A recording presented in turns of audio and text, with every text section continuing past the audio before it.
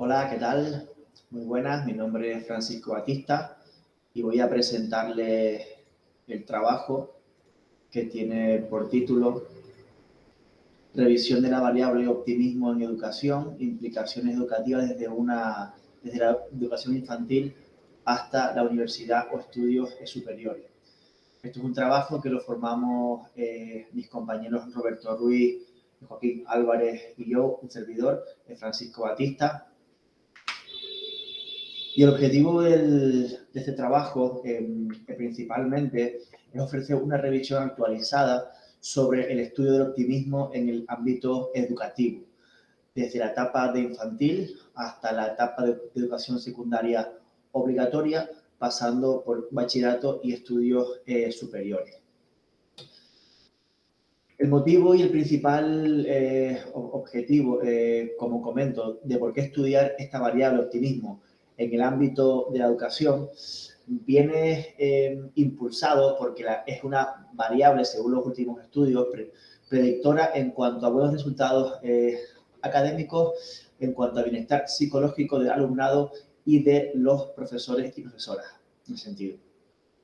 También optimismo en el ámbito educativo predice no solo medidas de afrontamiento más adaptativas, más eficaces y más estables, sino también un mejor clima organizacional y mejores resultados académicos, como acabo de comentar, de los discentes. Otra de los objetivos o de las propuestas que nos planteamos con el estudio del optimismo en el ámbito de la educación es visibilizar y contextualizar a los centros educativos como lugares clave, como epicentros para fomentar, impulsar o desarrollar los recursos psicológicos positivos, en este caso como el optimismo, de cara a dar respuesta a los retos educativos del futuro, ¿no? Es decir, intentar convertir a los centros educativos, digamos, en lugares de culto para la transmisión de optimismo entre profesores y alumnado. Con este contexto y con esta, digamos, fortaleza de la variable optimismo en el ámbito de la educación, lo que plantearemos en el trabajo será primero definir la variable optimismo, qué es, qué enfoques lo definen y lo estudian. Principalmente podemos discernir tres enfoques: el estudio del optimismo como un sinónimo de esperanza, el estudio de optimismo como un estilo explicativo, es decir, como una atribución causal interna o externa de los eventos que nos suceden en nuestra vida, y como un enfoque de rasgo, ¿no? Digamos, el optimismo disposicional como una disposición más o menos estable en la vida de las personas. Y este va a ser el enfoque que tengamos en cuenta para el estudio de esta variable. El enfoque de rasgo, es decir, como el optimismo disposicional como una disposición estable en el comportamiento de las personas, estable y generalizada. Y luego intentaremos concluir o intentaremos aportar datos y resultados como una variable que potencia el bienestar psicológico en las diferentes etapas educativas, tanto en infantil como en primaria, secundaria y estudios superiores de bachillerato y universidad. Digamos que este es un poco el recorrido que haremos por el trabajo.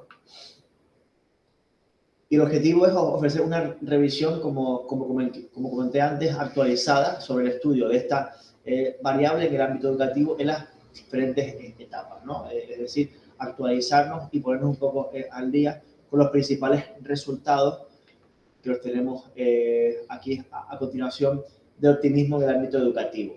Y para ello, como acabo de comentar, haremos una revisión bibliográfica en las principales bases de datos, Web of Science, Scopus y PubMed, en el que intentaremos resumir los principales resultados científicos más actualizados, para dar respuesta a este objetivo.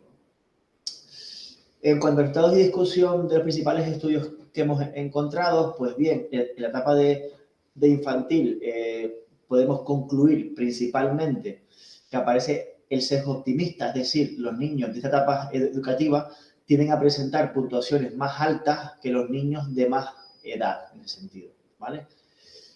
Y también podemos concluir, y nos parece relevante mencionar que las expectativas parentales y marentales influyen en el tipo de juego en los que participan los niños de infantil.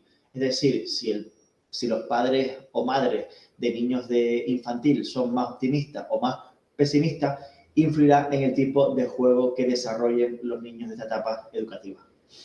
En primaria podemos concluir que el pesimismo se relaciona con un menor nivel de competencia personal informada por la familia para con sus hijos o sus hijas, y en educación secundaria y superior se produce una reducción del optimismo en las familias que presentan peores indicadores socioeconómicos.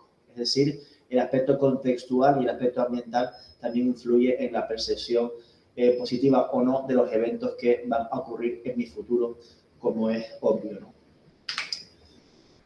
Las principales conclusiones que podemos concluir, para la redundancia, o achacar de este estudio son las siguientes. Los sesgos optimistas podrían ser debidos en gran medida a las limitaciones metacognitivas que presentan los niños de infantil, como una posible hipótesis a dar respuesta a este resultado. Las expectativas pesimistas de las madres de niños de 2 a 6 años predicen el tipo de juego en los que participan, es decir, mayor frecuencia de juego social en el caso de hijos con madres menos pesimistas o más optimistas, y mayor juego solitario en madres más pesimistas. Los niños son sensibles a modificar sus inferencias basadas en rasgos cuando aparece otra información contextual que modifica su comportamiento, sus creencias o sus actitudes, ¿no? Y en base a esto, concluir que en etapas más de secundaria y de educación superior hay una relación entre el nivel socioeconómico y el optimismo, mediando esta en las relaciones que se establecen entre el optimismo y el estrés experimentado en la etapa de educación secundaria en mayor medida que en la etapa de educación superior. Con lo cual podemos concluir que el optimismo es una variable predictora de éxito académico y de unas estrategias de afrontamiento adecuadas, eficaces y perdurables en el tiempo ante eventos estresores que puedan ocurrir en el ámbito educativo, que los maestros y las maestras están en continuo afrontamiento de situaciones potencialmente estresantes y que los contextos educativos se conforman como entidades transmisoras de desarrollo de este recurso psicológico positivo que tenemos que intentar a través de programas y de estudios, de intervenciones, intentar fomentar en docentes y en discentes para aumentar así el rendimiento y el bienestar psicológico de toda la comunidad educativa. Gracias por escucharme. Si tienen alguna duda o alguna pregunta, por el chat del foro, del congreso, estaré encantado de responderles. Gracias.